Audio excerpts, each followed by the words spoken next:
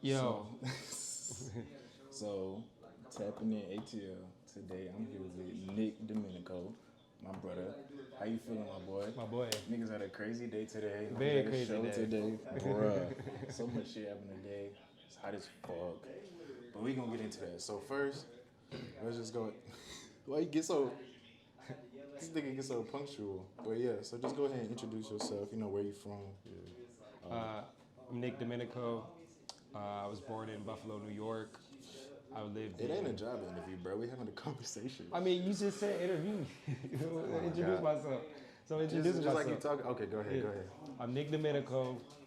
I'm from Buffalo, New York. I moved down to Georgia when I was about like 8 or 9, and I've been here ever since. I'm out of Lawrenceville, Georgia. I currently reside in Atlanta. Okay, yeah.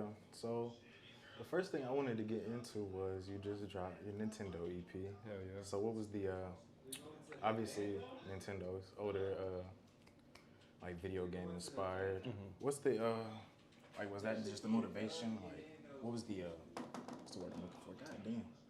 Dog, like, just, I know what you're talking about. Yeah, the artistic vision behind it. There you go. Yeah, like, literally, when I came up with Nintendo, I asked people on Instagram, like, do they want an EP or do they want a mixtape, And people ended up saying they wanted an EP, and I was just like, well, fuck, I already have this mixtape done. Now I have to make a whole project. Yeah. And so when I was working on Keith, which is like the first track on the project, that's when I came up with the Nintendo name, because I just took a clip from a pack that I had, and like before the beat dropped, after it looped twice, I was just like, this shit would sound crazy if I just put this shit right here. So after doing that, after listening to the song a couple times, I was like, damn, like this shit would be hard if I just called it Nintendo. Yeah. Okay. No, what was like the first? Oh, we was on the phone one day. You was talking about your main inspiration was Pierre. Hell yeah. How you just him making beats and what's the word? Mixing, mastering, writing his own music. That's that's what you want to do. That's your ultimate goal. Yeah. When'd you get into Pierre? Damn. Magnolia or? I think probably Magnolia. Okay. Like my homie VZ put me on a Pierre. Okay. And I just like I really liked just who he was as an artist. His sound was very distinct and different. And it was like, damn, like nobody's out here doing shit like this. Like even with his shit with Nudie, like whenever he produces some shit, there's always that bounce in his production. And I always like to have the same kind of bounce in my shit. So I felt like I kind of related to just kind of the way he made music and shit like that. And that's why it became like a real inspiration, because I was like, damn, this nigga's really doing the same shit that I'm doing, but his shit is way harder. Yeah. Which one of his projects is your favorite? Like the TLOP series? I really like TLOP 4, the deluxe. Yeah. It's super crazy. Which was your favorite? Sauce Boy? Probably Sauce Boy, Sauce Girl. What was that? The second song on the deluxe. I don't remember what it's called. The first, Joe Morris? Yeah, Joe Morris. I had heard, because I found a leak page, and I had heard Joe Morris before all that. Like I heard Hulu, Joe Morris, all that shit before he dropped TLOP 4. Yeah, facts. A lot of them was out. Facts. Yeah. I was listening to that, and then fucking like first time I heard Planet Namek, I was like, that shit blew my That mind, yo, that shit. I feel like that shit slept on.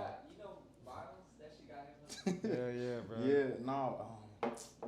Which like Hack My Instagram, the OG, Hack My the Instagram, OG. yeah, PlayStation, Mystery Machine. Mm-hmm. Like that nigga Pierre got some hits, bro, and it kind of sucks that it's on samples that you can't really release. Cause, when you drop like niggas now they sample snitch.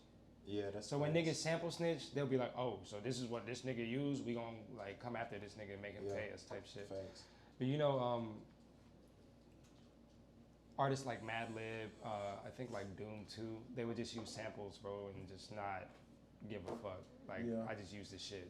Fuck it. Cause also like how Pierre be he like produce a tape for the people like Shark. Yeah. What was it? Jelly, the Wolf on Peace Bro, Street. no, the reason that Cardo and Pierre tape didn't drop on streaming services like the Apple Music and Spotify, I think is because of the sample clearance. Talking about Carter and Pierre's Adventure or something like that, yeah. Is that something you plan on like getting into in the future? What? Just producing tapes for like other artists, just entirely produced by you behind the scenes? Shit, man, I've tried to do that a couple times. I did that for my homeboy Saki. I handled a lot of the production on his, on like a couple of his projects that we just didn't release. Yeah. Like I'm definitely open to. I think you know what? I have a homegirl that I'm working with that I think I produced all of the song for her EP. We just haven't recorded it. Rukaya. Yeah. Okay. She cool. She different. She's a dominatrix. Oh. But God. She does music. Yeah, it's super hard. Like no, that sounds so kinky music, bro. No, it's hard. Like she hard, bro. She has some hard ass music, and like I've known her for a minute. So when I saw that she started doing music and she was like really serious about it, I was like, I want to work because I've always wanted to work with like women. Yeah. Because I feel like women definitely have like a different eye when it like a different eye and a different ear too. Yeah. And that's what niggas don't. And it's not, bro. It's not even the influence part. Like I usually do music with like people that I fuck with. Like I know if I don't fuck with somebody, I'm not gonna like have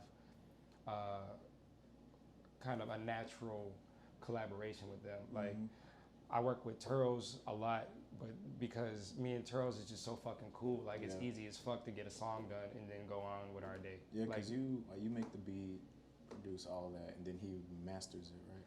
Nah, like so with me and Turls, if we're working on some shit, like it could be like he makes the beat, it could be like I make the beat, it could be like we both make the beat, and then he'll start the song, and then he'll be like, all right, it's your turn. And I'll just hop on and just record. Okay. Yeah. So growing up in Lawrenceville, it's just like I'm sure it's real suburban, regular shit. Yeah. You switched elementary schools 3 times, right? I think so. Yeah. I went from Hopkins to Beaver Ridge to Margaret Winhole. Yeah. Were you like real? You was a shy kid, or you more like outgoing? Cause you were good at networking. So look, I'm gonna be real with you, bro. When I was a kid, I was a fucking asshole. I was a dickhead, bro. Yeah. Like in hindsight, I was really just like I was a piece of work to deal with, to be honest. And I think it was because I was so like hyperactive, but at the same time, I was, you go through shit when you're a kid, shit that's out of your control type shit. And that can affect you in a way where you want to act out and just be fucking, just bad for no reason. So I was definitely one of them hyperactive kids that was just bad. Yeah. Like, I wasn't bad, like where I was like doing fucked up shit, but I was bad to the point where I know like I was doing annoying shit just for the purpose of being annoying. Yeah. Did damn, made me lose my train of thought. Fuck. Hold up. Damn, what was like? Oh, so like everybody when they was kids, they had dreams. You always knew you wanted to get into music, or like what got you into making your own music? Like you was really like, I want to pursue this. When I was a kid, I was really into like art. Like my dad's a graphic designer. My mom does like interior design stuff. They're both like super creative. And like my brother, when he was younger, he went to art school as a kid. Okay. So like my whole family's like super creative. So I really wanted to get into art.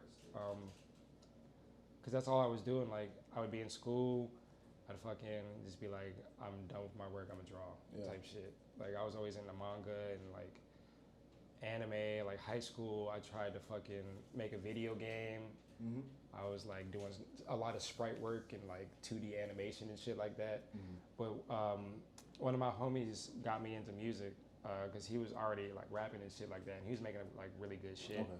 And I was like, damn, like I fuck with music too, because I fuck with music too. I was like, I want to do this shit too. Like this shit is cool. Yeah. And I always felt like it was a really good and kind of meaningful way to have self-expression. Like I could still do art if I wanted to, but I'm not as passionate as I was. Because you'll do graphic design on the side and shit. I mean, it'd be hard. Yeah. I just know you don't really. I'm not like you don't push that. Yeah. I'm not really like I know I could do. I feel like I could definitely do like, anything numbers if I wanted to. Yeah. But I don't really want to put my energy into doing like graphic design. Like it's just something that I can do because I know I can do it, and it gives me an extra skill, but it's not something I'm like as passionate about as I am about music. Okay, yeah, because I know you one day we was discussing like the ultimate goal was you want to do like movies, soundtracks, or have your music in movies. Yeah, I always like the ultimate goal, bro. I've always wanted to do like behind the scenes shit. Yeah. Like to help an overall like larger project. Like when I first started making music, I would get a lot of inspiration from like producers like Pyramid Plaza, Sam Gelatry. I always liked a lot of like Alchemist shit. Like when I kind of listen to their shit, it just reminds me of like, damn, like they do really cinematic sounding music. So I just appreciated the approach because just like everybody else, you know, I consume a lot of media. You know, I consume like TV shows, movies, all that shit. And like the perfect music in a scene could set the scene. Like it could just be a regular ass scene. We could just set that shit to a whole nother level. It could have like significance, it could have all that shit if you do the music right. We was watching today, bro, the cinematography. Shit was crazy. Bro, you gotta tell them what the movie was called. I told you. Bro. I put this nigga on. It's called The Raid. Bro, that shit. When I tell you that shit was so. That shit fire, bro. Hard. Like kung fu movies is really hard, bro. To be honest, I feel like you would fuck with The Protector too. It's a Tony Jaa movie. I think it was produced by Quentin Tarantino too. Oh shit. But pretty much like the premise of the movie is this nigga is in Thailand and pretty much his family is like his dad and these two elephants. So when they're in Thailand, the elephants get stolen by poachers and shit. So bro is dead ass like, okay, well, this is my little brother. Like, you pretty much stealing my family. So he's like, I'm finna come and get these niggas. Damn. So the whole movie, he's just fucking niggas up over these elephants. What the fuck? Dead ass, bro. That movie is crazy. Like, it's vicious, bro. Like, I'm telling you, like, niggas get roundhoused. Like, nah. Shit crazy. Nigga, when was the last time you went to Revery, bro? Literally last night. This nigga is the biracial king of Revery. Bro, why would you say that? Why would you say nigga that? said Mr. Revery. Why would you say that on media? Nah. That's hilarious. Nah, I'm definitely a Revery racer. Revery racer is crazy. I'm a Revery racer. I fuck with Revery though because I feel like that's definitely like a bar where you can meet any type of person. Yeah, it's good for networking. Any type of person. Yeah. Like nigga, fucking Jesse Plemons and Kirsten Dunst was there. That shit was good. Don Tolliver too. Don and Tolliver, Duke Deuce. Kyle Massey. Like it's really like you don't ever know what the fuck you gonna expect. Fuck Kyle Massey, but yeah. Yeah. Nigga, why you come here? We ain't got no sponsors, bro. You say how you feel. Fuck Kyle Massey. I'm crying. That was some weird shit he did, but other than that, yeah, it's like you see like this any group of people there, and it's really such a unique place. It's not like any other bar I've been to. I've been to like a couple bars and shit.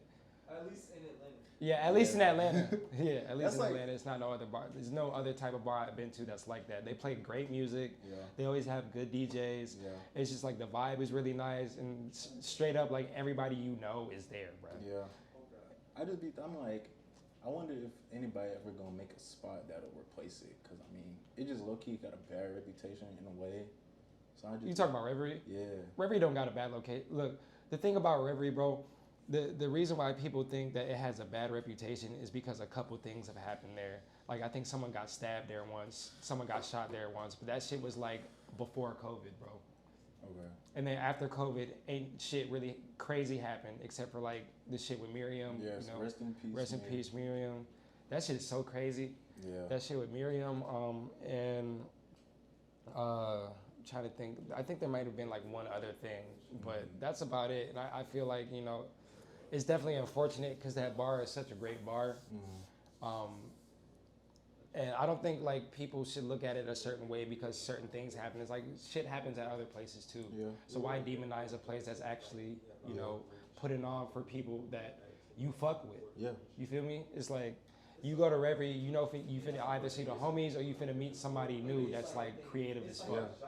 Like it's just a community, and that's why I fuck with it so much. It's a very unique community. It's not like the cut and dry shit where you go to like Buckhead, like go to a Buckhead bar, you see like people that are fucking assholes, and like shit. It's not like when you go to, you know, Edgewood, because Edgewood's not the same. So like honestly, Edgewood was what Revery was before Revery.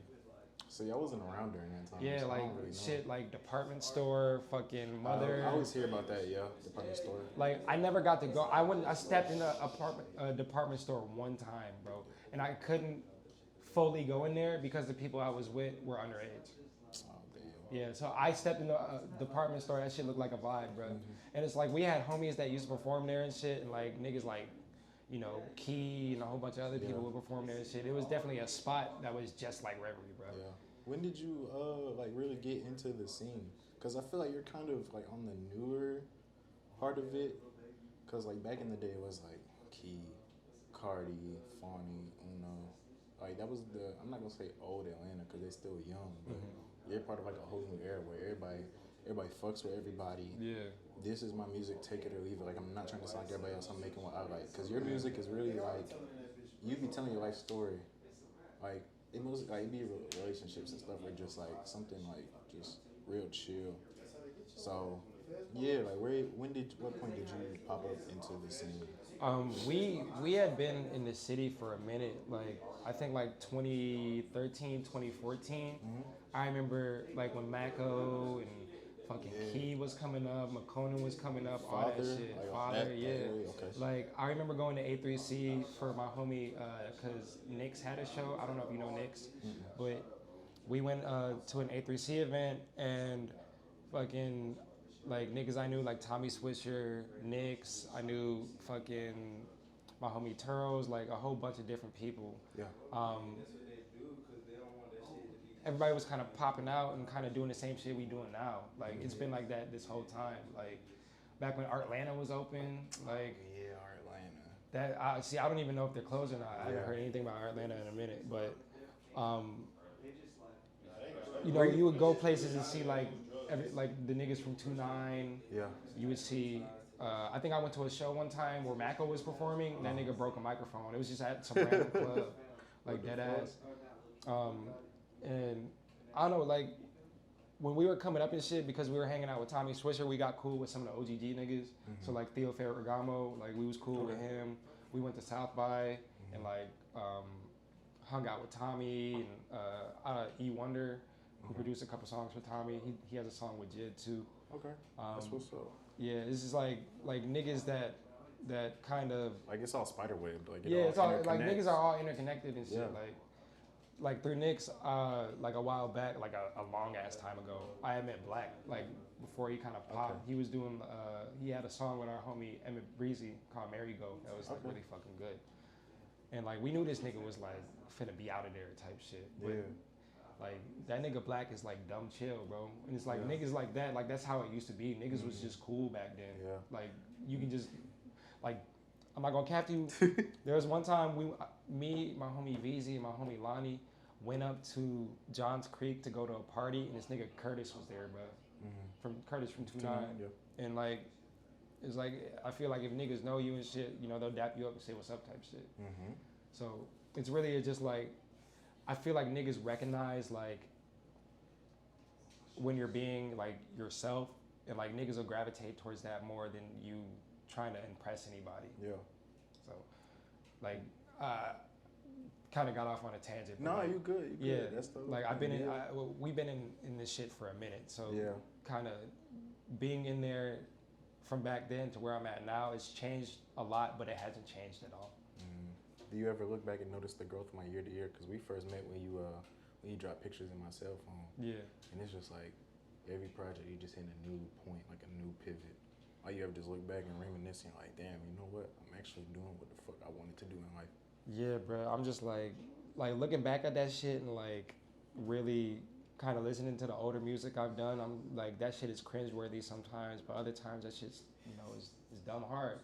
It's like, damn, being able to see the growth and being able to like, you know, actually have it documented is crazy. Because it just shows you that like, damn, because I kept doing this shit, like I'm way better than I was back then. Like I feel way more confident in my shit than I used to, type shit. Like I feel like I'm the shit. Like, no, you should though. Yeah. So are you the sponsorships and stuff? The big one is Lucid. Yeah.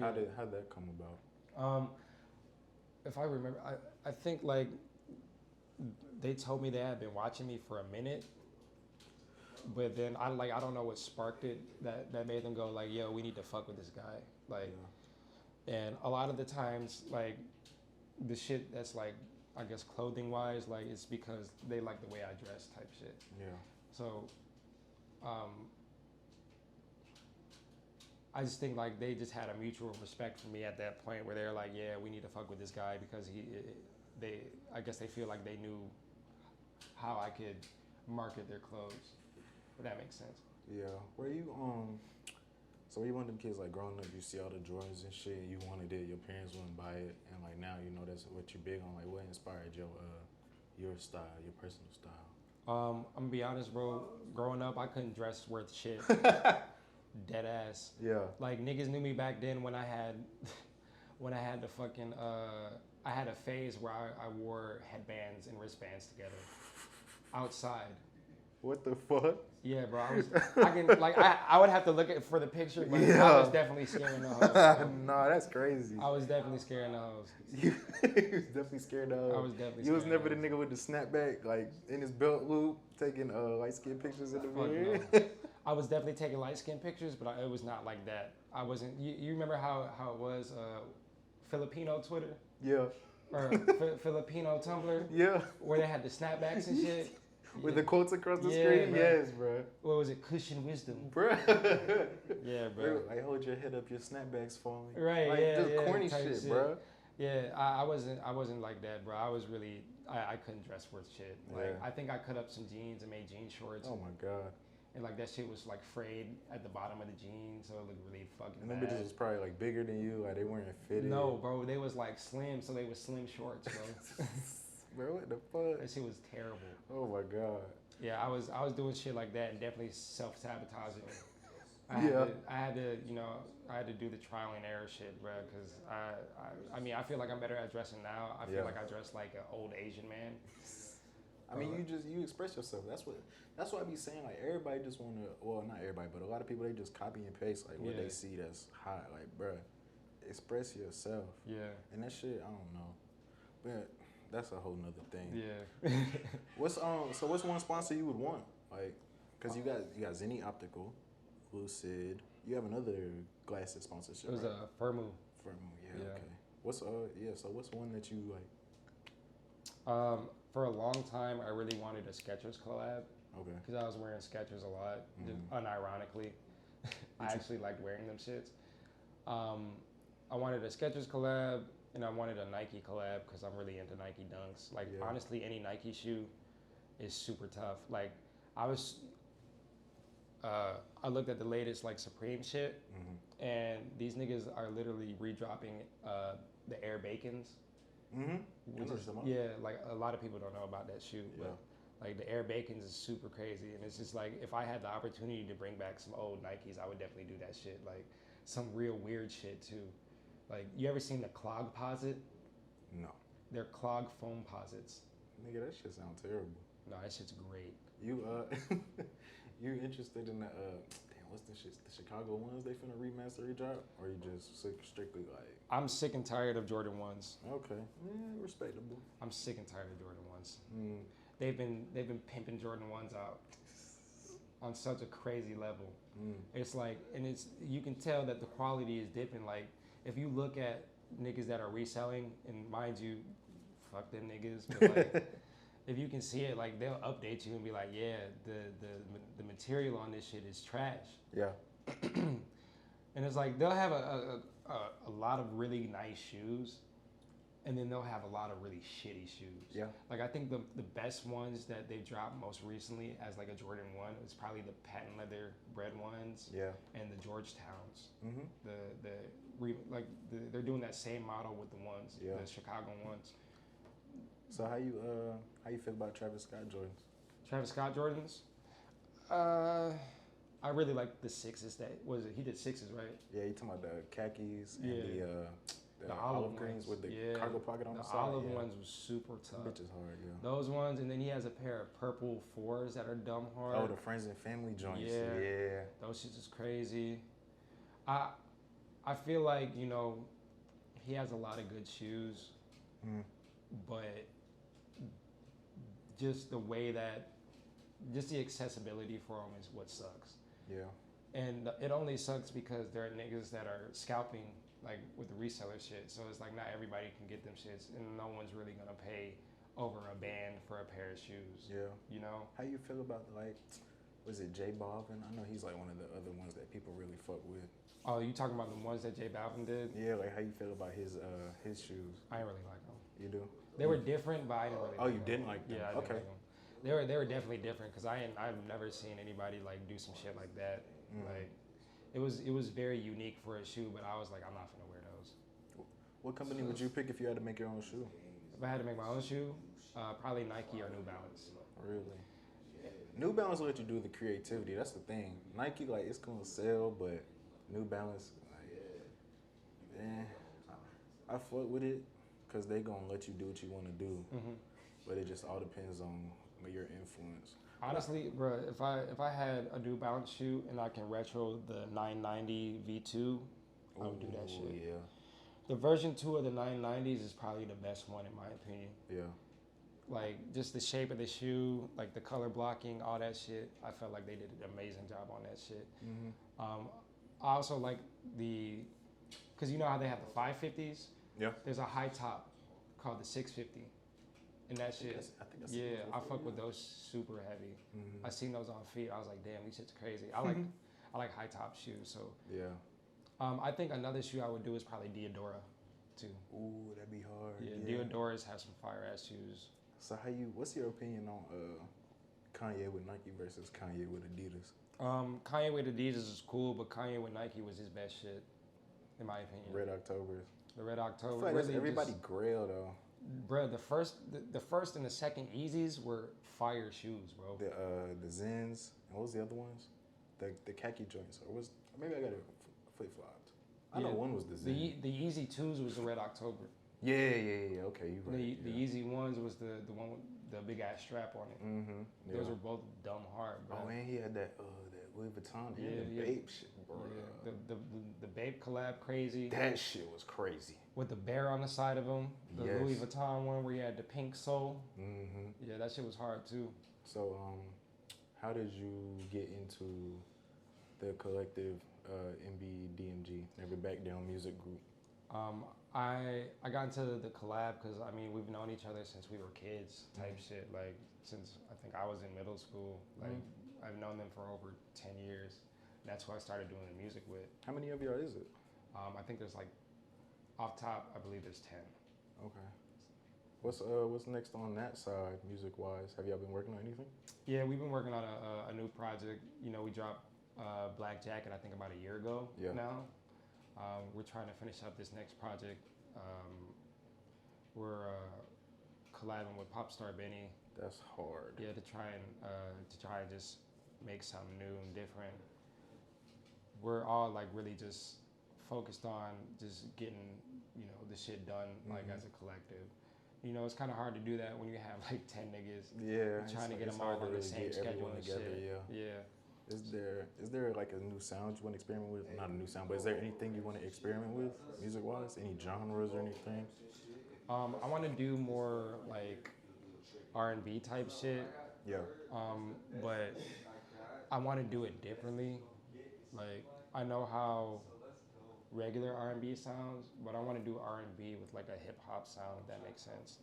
Like I wanna be able to genre bend kind of like they were doing with Justin Timberlake. Yeah. Okay, I can see that. Yeah. Yeah, Timberland and Pharrell was doing some wild shit with Justin Timberlake. Nigga, you heard how folks been putting Yeat songs over the old R&B beats? I have not, but that sounds amazing. Bruh, I gotta show it to you when we're done, bruh. That shit is fucking hilarious. That nigga Yeat FYE. On God, no niggas cap. was talking about he falling off though. Like his numbers dropping and shit. Who gives a fuck? Who gives a fuck, bro? Yeat hard, bro. Niggas is Yeat stands. The last project that nigga dropped, that shit was tough, bro. You talking about was it Too Alive? Yes. Too Alive Geek Pack? Yes, you like the Geek Pack or the OG better? The Geek Pack, because there's more songs. Nigga, but is more songs where the song's better? You just like, oh. I like the new songs he put on there, definitely. I like the new songs he put on there. So what's your your personal recording process outside of with Turls? Like, do you have to be in the mood? Like, say like, oh, I'm high right now, allegedly. Allegedly, I'm gonna, I'm in this type of space, or do you like sit down? You're like, this is the type of song I want to make regardless. Like, you just got something sitting in your head, and you're just like, I want to do this. It's different. A lot of the times I got like shit stuck in my head, and then sometimes I'll just go into it and just be like, what can I do with this? Like, I just want to make a beat today. What can I do? And like, if the beat is like dumb hard, I'm like, okay, this beat's really fucking hard. Let me make a song to it. Okay. Like, I usually try and take hiatuses because life is overwhelming. Yeah. And a lot of the times I feel like if I'm not in the right headspace, I can't make a good song. No, yeah, that's true. Yeah, so it just makes it easier to know, like, okay, like, I can do this whenever I want. Like, that's why I really purchased my whole studio setup, because I don't have to go and buy studio time. I can deadass just come in the house and record. Have you made anything in the actual studio? No. For real? Yeah. Damn. I never went to a studio. It's all in the house. You never wanted to try it? No. Because I've been to other people's studio sessions. It just seems like a pain in the ass. Yeah. Like, that's crazy though, because your stuff it's very like professional, clean cut. Like when I think of niggas, when people think of niggas recording at home, they think of like X, like shit cracking in your ears, like all types of shit. But no, that's crazy. I ain't never. Yeah. Yeah, like VZ better than me at engineering and everything. You know, I really learned from him. Like, he gave me a preset that was kind of like his, but not really. It was kind of like a simplified preset, because I used to use waves. Okay. And I was like, it's doing too much. Like, my computer can't handle all that shit. Mm-hmm. What do you record with? FL? Yeah, I record with FL. Okay. So like my computer couldn't handle any of the waves plugins. So I decided, I was like, I need stock plugins so I can do as much as I can. Like, if I want to layer some shit, I can layer some shit with no problem. You think SoundCloud you still think it's like a big platform, or do you feel like now it's more of just you going out networking, people gonna listen regardless? Like, do you think there's a specific platform like upcoming artists should stick to this, or do you think like, bro, just put it out there on everything? Everybody go get it. Honestly, I feel like Audio Mac is what SoundCloud was, definitely. I feel like there's a large audience on Audio Mac that's like untouched and untapped, and like if you can catch a playlist, like you'll get hella like plays on your shit. You ever plan on signing, or you want to be independent? Like to a label? Yeah. I mean, it would be nice. I wouldn't mind doing either or, because if I can do like a publishing contract or some shit like that where they pay me money, like I get my shit published and I have money to be able to do what I want to do, I'll do that. But like signing over my masters and shit like that, I would never do that shit. Like just seeing from examples of like the shit that has happened to people because of that, like no, fuck that. You think Jay-Z really sold Kanye's masters? That's a discussion for another day. I don't think he do it. Well, he did it, but you got to think, bro. Jay-Z did sell coke. So you think nigga just grimy? I mean, like he'll do some shit like that? I mean, bro, you got to think about it, bro. This nigga Jay-Z did stab a nigga in the club, whip niggas in the club, bro. Jay-Z cutthroat, bro. Yeah. Bro, he did some shit to his own brother. Yeah, Jay-Z cutthroat, bro. Hey. Jay-Z is cutthroat, bro. I be learning so much new shit. That's hilarious. Yeah. I wouldn't doubt it, but he's a businessman, not a businessman. So let him handle his business. This nigga here. So what can we look for next from you? Like, what you got coming in the future? I have a whole project already done. I actually have like 2 projects already done, and I'm working on another one. Then I have 4. I have 3 projects done, and I'm working on another one. Okay. So I got a mixtape. I have an R&B album. Me and Turls have a project. Yeah. And I'm working on another project. So okay. It might be like an EP or some shit. Are you ever gonna put Demo 229 out? What was 229? Back with need some ventilation. No. My homie back from the pen, so we celebrating. It's gonna be on a mixtape. Yes. I need that. I'm I'm gonna tired. that end of the I'm summer. tired of going to Google Drive. I need to go to Apple Music and just click that bitch. Yes. Period. But no. So is there anything else you want people to like know about you? Any other news? You say any news? Yeah, like anything. What you want to tell the people, man? It's all about you now. Shit. Stream Nintendo, man.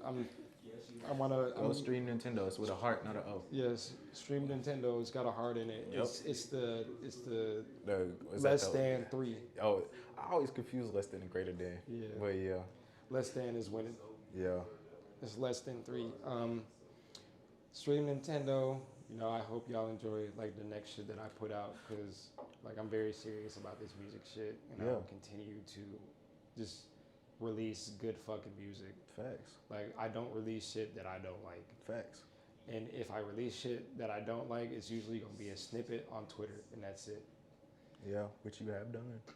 Yeah, and then also, you know, don't be afraid to work with other niggas. I just can't send niggas beats because if I send a beat, it will sit. So come over my house. Yeah. Come to my house if you want to record with me on one of my beats because I'm not sending beats out. Is there any producers you want? Did I ask you that? Is there any producers you want to work with? Like locally? Yeah. Well, in general, but let's start locally. Yeah. So I'll only work with people if I have them in the room with me. Mm-hmm. Because I'm not like it's gotten to the point where I only like rapping over my own beats. Yeah. Like if we do a collab, I'll be like, send me a melody and I'll give you a co-production credit type shit. But definitely I want to work with like Motorsport, Los of Stalin. I want to work with Benny more because Benny's fire. He's got a whole movement. A whole different sound that I can really relate to because we both listen to fucking everything, OSTs and shit. Oh yeah, y'all do that, yeah. Yeah. Shit, I want to work with Turls more. Yeah. I'm pretty sure we're gonna do that tomorrow or some shit. Yeah. Do you ever sell placements? I don't think I ever seen you. Placements? Yeah, I never seen you advertise placements. I don't advertise placements, but I've tried to sell placements. I have a whole folder full of like demos and shit that I've done that I know I'm not releasing. Okay. And I've sent it out, you know. I've been told that I might have shit coming out that like I did, but I haven't seen it, so. Okay. And the last thing, what the hell was the name of the Mexican restaurant we ate at today, bro? Because I never need to go back. Oh, La Fonda. Fuck La Fonda. La Fonda. It's a long story, but. It's not a long story. We was finna dine and dash because the service was fucking terrible. Not because we broke, because the service was fucking garbage. The service was fucking garbage, and they looked at us like we were pieces of shit. And black. And black. Like, literally, I asked one of the servers for a box, and she did not come back. It was, I waited about 30, 45 minutes, and that's when I was like, bro, fuck this shit. It's a fucking box, bro. Like, it's a fucking box, bro. It's a box for my food. And then on top of that, when I asked for the box, I was in the middle of asking anybody else at the table if they needed a box, and she just left. Like, literally, from the time we sat down to the time we left, this lady did not want to serve us at all. Like, when she was taking our orders, she was deep sighing like she was annoyed. It was just like a whole bunch of shit. It was just like, that just kept adding up that just like, I'm fed up, I want to leave type shit. So. Oh. Also, because you say you're from Buffalo, right? Buffalo. Yeah. Griselda? No, not Griselda. I love Griselda. No, just compare. We know you love Griselda. Just comparing like that to Atlanta. What do you prefer? Definitely prefer Atlanta. We went up to Buffalo last summer to do a show, and the scene is like really, really small. Yeah, but you know, Buffalo, there's hella talented niggas up there, but it's just like where we were at. I guess it was just a small scene. Like. It was weird. I think we went to try and go to one of the bars, and one of my homies, they didn't let my homie in because he was wearing like Dickies or some shit. What the fuck? Yeah. That's the only thing is they all make drill music, so I just be like, there's no, like you said, it's small. There is no diversity in my opinion, unless I ain't discovered it yet. But yeah. Oh well. It'd be like, all right. You just gotta look. Yeah, you're right. I'll do that. Let me research. But yeah, I appreciate you, bro. I mean, We this out. was tapping in. Looking at it.